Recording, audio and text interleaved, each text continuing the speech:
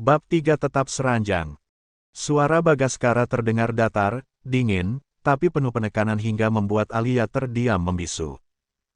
Tanpa menunggu jawaban, jemari pria itu bergerak cepat. Dengan hanya satu tangan, Bagaskara mengancingkan kembali satu persatu kancing piyama Alia.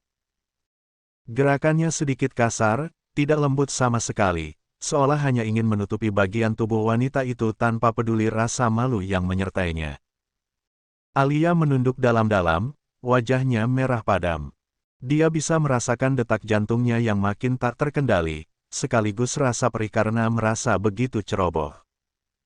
Matanya menatap jemari Bagaskara yang bergerak tegas, begitu mudah menutup apa yang tak seharusnya terbuka. Entah kenapa, di tengah rasa malunya, ada getaran lain yang membuat Alia makin sulit bernapas. Bagaskara mungkin terluka parah, tapi tetap saja dia begitu mendominasi, begitu tegas, dan Alia lagi-lagi tidak bisa mengelak dari perasaan yang semakin menjerat dirinya. Aku nggak sadar, tadi panik karena Kak Jendra bilang, kakak parah. Alia terbata-bata membela diri. Wajahnya memerah, mata membesar dengan penuh rasa bersalah. Jujur saja, dia tidak menyadari sama sekali kalau kancing piyamanya sempat terbuka hingga memperlihatkan bagian tubuhnya yang seharusnya tertutup rapat. Sungguh memalukan, apalagi saat itu dirinya tengah sibuk menenangkan hati yang panik. Hening sejenak menyelimuti ruangan. Hanya suara detak jarum jam dinding dan tarikan napas mereka berdua yang terdengar. Bagaskara, dengan wajah letih dan tatapan dingin khasnya, tampak tidak terlalu peduli dengan alasan Alia. Dia hanya membaringkan diri lebih nyaman di ranjang rumah sakit, menarik selimut hingga sebatas perut, lalu memejamkan mata seolah ingin mengabaikan segala keributan yang baru saja terjadi. Sikap cuek dan dinginnya memang sudah jadi kebiasaan. Tapi meski begitu, Alia tidak pernah surut niat untuk tetap memperhatikannya. Ada sesuatu dalam dirinya yang mendorong kuat, rasa tulus yang tak bisa dihalangi oleh sikap Bagaskara yang dingin sekalipun. Oh iya, kakak belum jawab. Kenapa bisa sampai dilarikan ke rumah sakit? Suara Alia memecah hening, penuh nada khawatir. Ketabrak, jawab Bagaskara singkat. Suaranya datar, seolah itu hanya perkara sepele. Matanya bahkan enggan menatap Alia, melainkan tetap menatap ke arah langit-langit. Jawaban itu sukses membuat dada Alia berdebar kencang. Rasa cemas semakin melingkupi pikirannya. Ketabrak. Kok bisa? Kakak kemana memangnya? Tanyanya cepat, suaranya bergetar menahan takut. Bagaskara tidak langsung menjawab. Dia menarik napas panjang, menahannya sesaat, lalu melepaskannya perlahan. Entahlah, mungkin lagi sial saja, ucapnya datar, seakan tidak ingin memperpanjang pembicaraan. Alia menautkan alis, tidak puas dengan jawaban setengah hati itu. Sial, sial gimana? Maksudnya kakak ketabrak karena tabrak lari. Atau jangan-jangan kakak sengaja nabrakin diri sendiri. Pertanyaan itu sontak membuat Bagaskara mendengus. Kepalanya terasa makin berat dengan semua rasa sakit bercampur lelah. Dia sampai harus mengembuskan napas kasar, tanda bahwa dia benar-benar tidak ingin digiring ke arah pertanyaan konyol semacam itu. Orang waras mana yang sengaja menabrakkan diri aku tanya. Balas Bagaskara, nada suaranya meninggi sedikit. Alia yang mendengarnya menggigit bibir bawahnya. Ya, siapa tahu, bisa jadi, kan? Jawabnya pelan, mencoba berdalih walau sebenarnya sadar kalau pertanyaannya memang kelewat konyol. Sejenak, Bagaskara memalingkan wajahnya. Dia enggan menatap Alia lagi. Kehadiran gadis itu entah kenapa malah membuat pikirannya semakin kacau, seolah luka yang ada di tubuhnya semakin terasa nyeri hanya karena Alia berada di sisinya. Tabrak lari, akhirnya ia menjawab pendek. Di mana? Bisa ceritain kronologinya? Alia terus menekan, matanya menatap penuh rasa ingin tahu sekaligus khawatir. Bagaskara mendesah lelah. Jujur, malas sekali rasanya harus menceritakan hal itu. Kejadian tadi benar-benar membuatnya terkejut. Saat baru saja turun dari mobil dengan maksud membeli rokok di supermarket terdekat, sebuah motor melaju tak terkendali dan menghantam tubuhnya dengan keras. Tubuhnya sempat terpental cukup jauh hingga nyaris saja masuk ke jalur mobil lain yang tengah melaju. Andai sepersekian detik saja terlambat, mungkin sekarang dia tidak lagi berbaring di ranjang rumah sakit, melainkan sudah terbaring kaku tanpa nyawa. Sungguh Bagaskara tidak menduga bahwa niatnya untuk sedikit menjauh dari Alia beberapa saat justru nyaris berubah membuatnya semakin dekat dengan Sang Pencipta. Bahkan, di titik dia merasakan rasa sakit yang tadi menyiksanya, pria itu sempat membatin. Apa mungkin kualat karena berniat meninggalkan istri di malam pertama mereka? Nanti saja ya, aku lelah, ujar Bagaskara pada akhirnya, memilih menghentikan pembicaraan. Alia menahan helaan napas, lalu mengangguk dengan tulus. Ya sudah, tidak apa-apa. Lain kali saja, aku akan menunggu sampai kakak punya tenaga untuk cerita. Bagaskara tidak menanggapi panjang lebar. Dia hanya menganggukkan kepala kecil, membiarkan hening kembali merayapi ruangan. Alia mengisi kekosongan dengan melirik sekeliling, mencoba menenangkan hati yang masih dicekam khawatir. Sementara itu, Bagaskara sesekali mencuri pandang padanya lewat ekor mata. Dia sendiri tidak tahu kenapa, tapi ada rasa hangat yang perlahan muncul hanya dengan melihat gadis itu masih setia berada di sisi. Suara lirih hampir bersamaan keluar dari mulut mereka. Oh iya. Kedua insan itu akhirnya bersuara nyaring di saat yang sama. Mereka pun saling menatap dan tanpa sadar tersenyum tipis. Kamu duluan, ucap Bagaskara datar, meski ada nada berbeda di balik suaranya. Kakak saja, balas Alia cepat, memberi kesempatan. Senyum hangatnya begitu tulus, seolah dia memang benar-benar ingin mendengar apapun yang ingin Bagaskara katakan. Bagaskara sempat mengerjap pelan, memandang Alia beberapa detik lebih lama dari biasanya. Kamu sudah makan? Tanya Bagas biasa saja, tapi di telinga Alia jelas berbeda. Bahkan, dia sampai spontan tersenyum. Sudah. Tadi aku panggil room service. Aku pesan beberapa menu, buat kakak juga sebenarnya sudah aku pesankan, tapi berhubung kakak nggak balik-balik, ya aku makan duluan. Maaf ya. Nada lembutnya, cara dia meminta maaf, dan ketulusan yang begitu terasa membuat Bagaskara tertegun.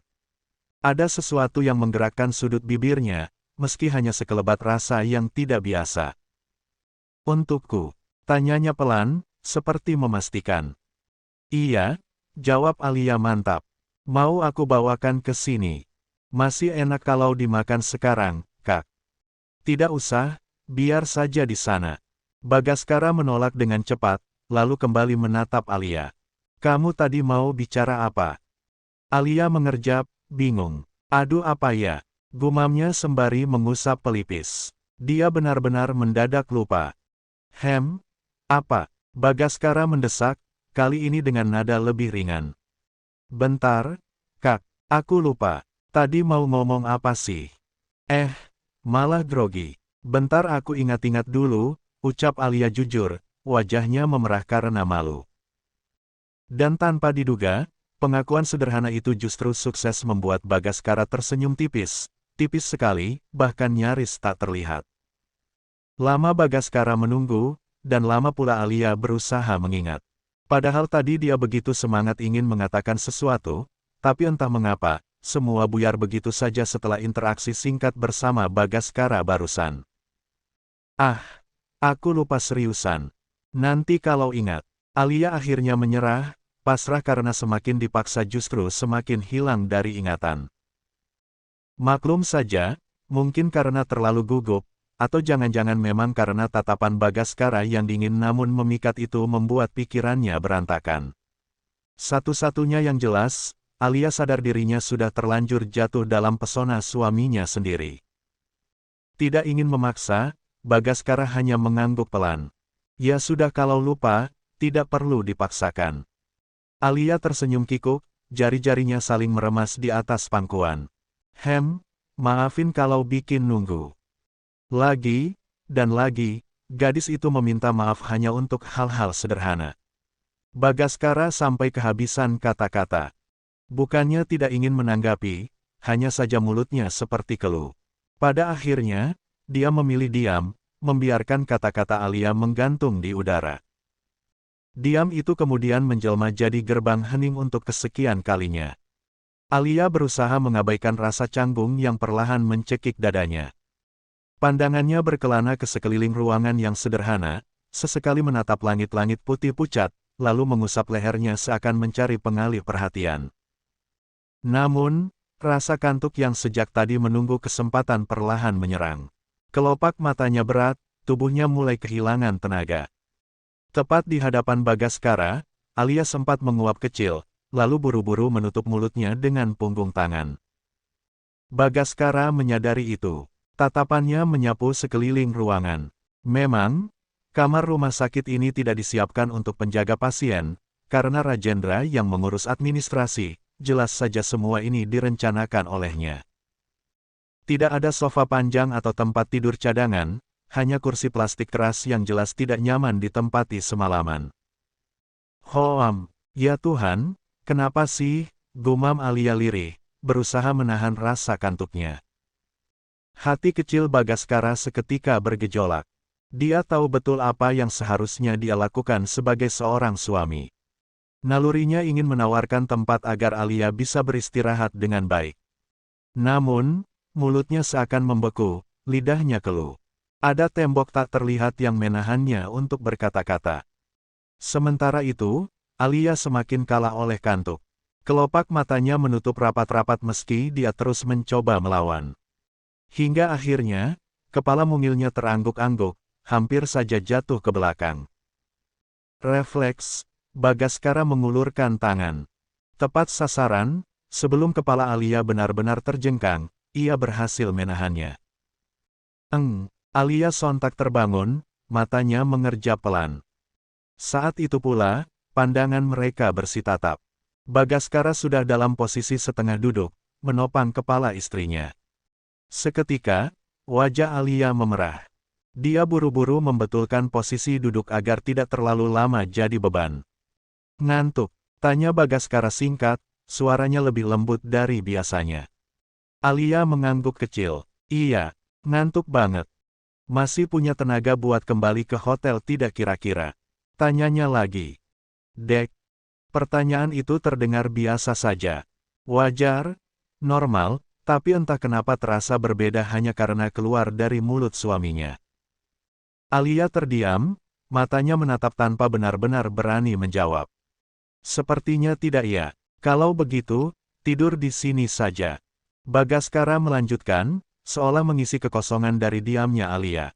"Tadi Rajendra yang ngurus kamar, aku juga tidak sempat pilih tempat yang nyaman buat kamu istirahat." Alia hampir saja merasa terluka karena mengira Bagaskara ingin mengusir. Tapi dalam detik berikutnya, ucapannya justru seperti obat penenang. Nada khawatir itu murni karena memikirkan kenyamanannya. Hatinya menghangat. "Baiklah, masih muat. Tapi jangan banyak gerak ya. Kamu tahu sendiri keadaanku bagaimana," ucap Bagas seolah tengah meminta pengertian pada Alia. Tanpa penolakan, Alia akhirnya naik ke atas ranjang. Inilah momen yang diam-diam sudah dia tunggu sedari tadi. Tawaran sederhana itu saja sudah membuatnya bahagia. Dengan sangat hati-hati, dia merebahkan tubuh mungilnya di sisi Bagaskara. Alia tahu betul apa yang harus dia lakukan, tidak menyentuh luka, tidak mengganggu posisi tidur, dan memastikan dirinya tidak menjadi beban tambahan bagi pria itu. Bagaskara sempat bergeser, berusaha menyisakan ruang lebih lebar. Tapi Alia justru menatapnya penuh protes. "Kenapa geser?" tanyanya terang-terangan, kali ini cukup berani. Bagaskara mengerjap, seolah tidak mengerti. "Aku tanya, kakak kenapa susah payah geser?" "Supaya muat." "Ini sudah muat, Kak. Jangan banyak gerak. Tulang-tulangmu itu harus istirahat," tegur Alia, kali ini nadanya tegas seperti seorang dokter yang menegur pasien. Tanpa segan, ia bahkan berusaha memperbaiki posisi Bagaskara. Tangannya terulur, menyentuh bahu lebar itu dengan niat baik. "Sesyah, Bagaskara meringis. Alia terkejut. "Apa sakit?" "Ya sakitlah. Pundakku terbentur aspal," Alia. Wajah Bagaskara menegang, matanya memejam menahan nyeri. Aduh, maaf. Aku tadi cuma niatnya benerin posisi. Alia buru-buru meminta maaf lagi. Jemarinya refleks mengusap lembut pundak itu, seakan ingin meredakan sakitnya dengan sentuhan ringan. Bagaskara hanya menghela napas berat, memejamkan mata sambil menahan diri. Dalam hati, firasatnya makin kuat, mungkin mengizinkan Alia tidur bersamanya di ranjang yang sama bukanlah keputusan bijak. Ada risiko, terutama pada luka yang dia alami karena Bagas belum tahu seaktif apa wanita ini jika sedang tidur. Namun, semuanya sudah terlanjur. Alia sudah berbaring di sampingnya. Dia tidak punya pilihan lain kecuali membiarkan. Tidurlah, ucap Bagaskara pada akhirnya, suaranya datar tapi terdengar lembut. Lagi dan lagi, Alia tersenyum kecil. Iya, ini aku tidur. Kakak juga ya. Jawaban pendek itu cukup. Dalam diam, keduanya saling merasakan keberadaan masing-masing dan juga sibuk dengan pikiran sendiri-sendiri. Bagaskara dengan kekhawatiran bahwa Alia akan menginjak atau mungkin membuatnya makin tersiksa hingga kesulitan memejamkan mata. Sementara di sisi lain, Alia merasakan ketenangan dan kehangatan secara bersamaan. Dalam diam, dia bersorak kegirangan dengan senyum yang kian lama kian mengembang. Gak apa-apa deh, malam pertamanya gagal total, seenggaknya masih tetap bisa seranjang. Bersambung.